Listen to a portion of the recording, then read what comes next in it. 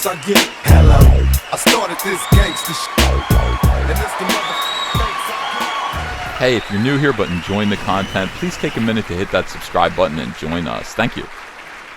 Hey, alright everyone, it's Comic Artist Pro Secrets, and I'm Ethan Van Sciver. Guess what? I'm a 26-year veteran of the wackadoo comic book industry, world's most charming, elegant, eloquent, and yet so very humble man.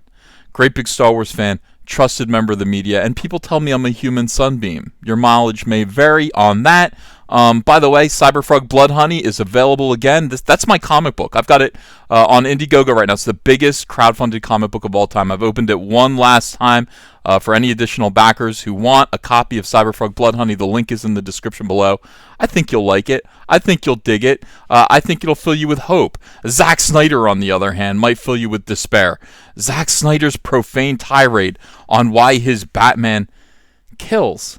Now, I worked at DC Comics for a long time, for about 20 years. And, you know, I've told this story before. People at DC Comics, when you start working there, they're quick to drill it into your head that DC Comics characters behave in a certain way. They are aspirational heroes. They're meant to behave heroically at all times. You don't want these characters to misbehave. You don't want them to set a poor example for the kids or by the kids I mean the 55-year-old men who still read comic books, specifically DC Comics. You want to set a good example for those 55-year-old men. And you don't want any profanity if you don't have to have any, if it's not necessary. So here we go. Zack Snyder is a rather bleak film director, I find. Again, a lot of people like what he does. I find his movies to be very, very dark and very cynical, very depressing. I've never been inspired by his DC Comics superhero movies, and I have to say that to me is the point of DC Comics superheroes, to inspire people to be the very best that they can be. He says, look, you're living in a fucking dream world. Why, yes, that's what comic books are supposed to do. Let's read this. Maybe I'm misunderstanding Zack Snyder. Director Zack Snyder explained why Batman killed people in Batman v Superman Dawn of Justice through a profane speech. Okay. Not my favorite movie, Batman v Superman Dawn of Justice. Not really the inspiring, exciting film that maybe it should have been. But I kind of got the impression that it wasn't going to be when I saw Man of Steel. Man of Steel to me was a terrifying experience because I'm a real Superman fan. At least I thought I was. At least the Superman that lives in my fucking dream world. I'm a fan. I'm a fan of that Superman because I know that when Superman shows up, everything's going to be okay. Everything's going to be all right. And the only problem is not having Superman. Because when aliens from another world come down and invade Metropolis, Superman is going to be able to turn them back, often at great personal sacrifice, but he would give his life for me to make sure that I don't die. He would take a few punches from Zod to save me from falling out of a helicopter. His priority is always to preserve human life. That's what he's here for. And Batman, the same. I have to say, you know, Batman does value human life. Of course he does. You know, his entire existence is about stopping people like Joe Chill, who just snuff out human life for no good reason. All right, so per CBR, that's Comic Book Resources, this occurred during a 3-day charity event. It's like, we're collecting for charity, you fuckers. A screening of Dawn of the Dead, Watchmen. Dawn of the Dead's another. It's like I almost like that movie. I almost like it. Like I want to take about 30 minutes out of that movie worth of filth. And you know, I mean, James Gunn wrote it. It feels slimy. It feels like James Gunn's all over it. But most of it I really, really like, and it got me into zombies. All right, Watchmen, awful. Batman v Superman, awful. Ultimate. Oh God. Dawn of Justice Ultimate Edition. Ugh. God, that's watching all three of these movies in a row. I don't know. I'd have a splitting headache. During the Watchmen Q&A panel, a video which can be found on Reddit, Snyder addressed fan complaints of having Batman murder people. hold on, murder people in his film. That's an important word. Saying, someone says to me, Batman killed a guy. I'm like, really? Wake the fuck up. Oh. Yeah, I should have said that to editorial when I would pitch comic books to them. I'd say, yeah, I'm going to have Batman kill a bunch of people. And they'd say, no, Batman doesn't kill people. That's not what Batman does. Batman's a hero, and heroes don't kill. They find a way around it. There's always a way around it. That's a writing exercise. That's what writers do. Writers are able...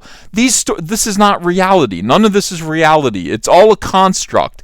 You can make these characters do whatever you want. If you're smart, you can make circumstances align so that Batman doesn't have to kill anyone. Batman can come out as a hero. He can solve the problem. He can solve the riddle. He can solve the crime. He can bring people to justice without killing people. What do you mean, wake the fuck up? It's a dream that you're spinning, Zack. Zack, you're trying to spin an illusion. You're telling a tale. Why do you want people to wake up? Why do you want to bring people reality?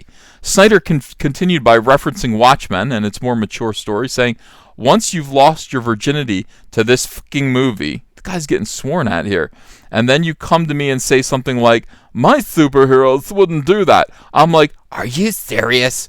I'm like down the fucking road on that. It's a cool point of view to be like, my heroes are still innocent.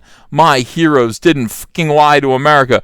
My heroes didn't embezzle money from corporations. My heroes didn't commit any atrocities. That's cool, but you're living in a fucking dream world. All right, Zack, somebody sedate Zack Snyder, okay? Come in with the little, needle, put him down. Let me calm everyone down, okay?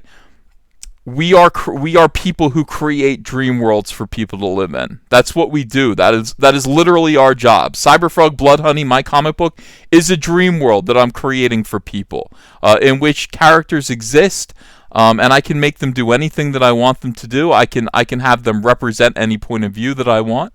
I can have them be heroes. I can have them be villains. It's all up to me as a writer, and it's my job to put that across to you as an artist. That's what this is. That's what all of this is. I'm really worried about Zack Snyder. My heroes didn't fucking lie to America. You're talking about the Super Friends, dude. You're talking about, this is the Super Friends right here. 3 of them. 3 of the more colorful members of the Super Friends. Why do you think they lied to America? Why do you think Superman embezzled money? Who did he embezzle money from? Who did Bruce Wayne embezzle money from? That's a more interesting question. I don't think he embezzled it from anybody. My heroes didn't commit any atrocities. I don't think any of these ones did. And if they did, they wouldn't be heroes anymore, Zack. Zack, you're missing. This is the kind of poison that creeps into comic books. This is the kind of just disgusting, poisonous nonsense that kind of slithers its way into this world, into this escapist fantasy world that we're supposed to be creating for people to entertain them, that kills it dead. It just kills it dead. I can't have this. I can't have this attitude around my heroes, around these characters that we've been entrusted with, Zack. They weren't created by you. They were created by much smarter people, much better people with pure hearts that were trying to create avatars for people to look up to. We want to look up to them. We don't want to look down on them. No, they didn't. None of these characters lied to America. Well, I mean, maybe they all did about their secret identities. None of these heroes embezzled money. None of them committed any atrocities. You're thinking about something else. You're projecting some political grievances onto these colorful superheroes. God, this is why Comicsgate exists. Let's go on here. I'm sorry. I get very upset about this stuff. Ultimately, he compared his treatment of superhero films to what Watchmen writer Alan Moore did with comic books, saying, I love more than anything Superman and Batman, but in the same way that Alan Moore was fed up with the fucking, okay, no, superheroes do this, Watchmen talked about comic books in the same way that this movie talks about comic book movies. All right, that's insane. I don't know what you're gibbering about.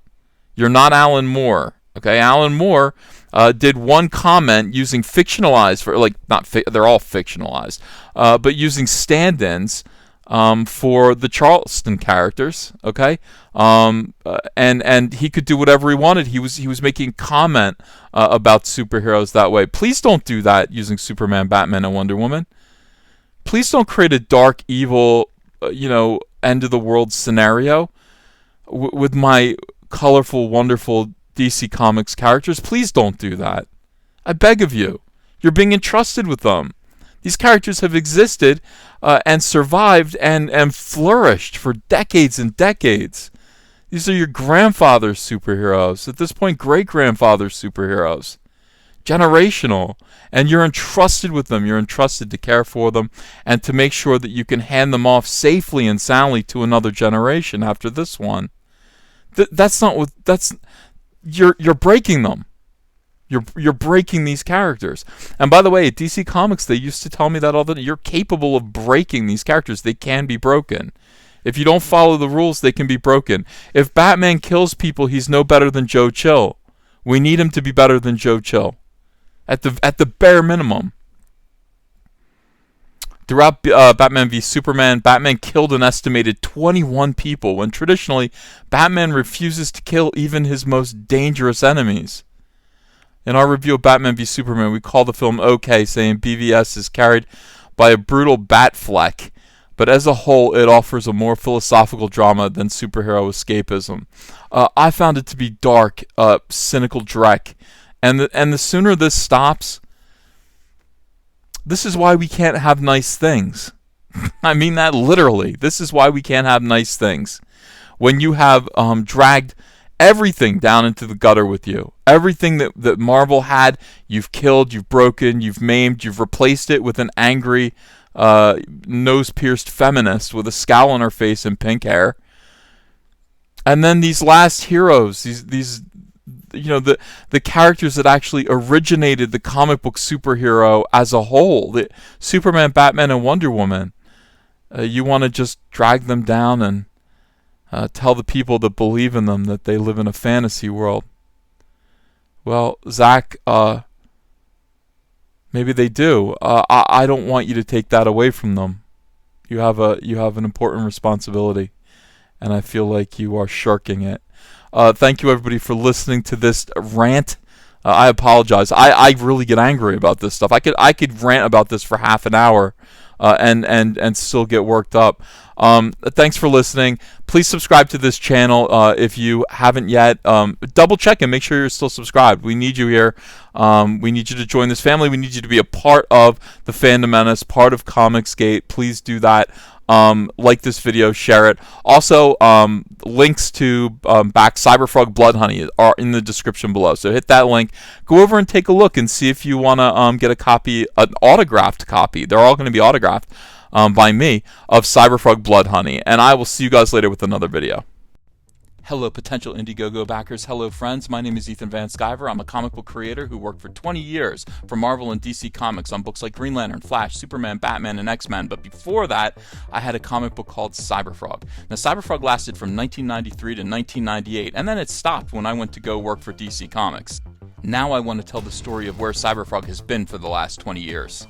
I want to write, pencil, ink a book called Cyberfrog Blood Honey that tells the story of gigantic alien hornets that come to Earth and conquer it, sending Cyberfrog into deep hibernation, where he emerges now in the year 2018 into a completely alternate reality, a new world where these hornets have taken over, devastated humanity, using human skin to make gigantic wasp hives, and harvesting human blood to make honey to feed their young. Very few humans still exist, but it's up to Cyberfrog to save what's left of humanity and turn back the damage that's been done by these wasps with his brother Salamandroid and his friend Heather Swain. I want you to help me do this. We're going to get colors by Kyle Ritter. He's a fantastic colorist, and he's going to make this book sing. I'd like this to be a 48-page one-shot prestige format, part 1 of 4. So I'm asking you to help me launch the very first Cyberfrog Blood Honey epic graphic novel. Are you in? Will you help me? I hope so. Let's get this frog jumping again. Hey, I got a P.O. box. Want to send me some mail? Send it to Ethan Van Sciver, P.O. Box 607, Marlton, New Jersey 08053. And I'll probably open it up on a live stream. Thanks very much, everyone.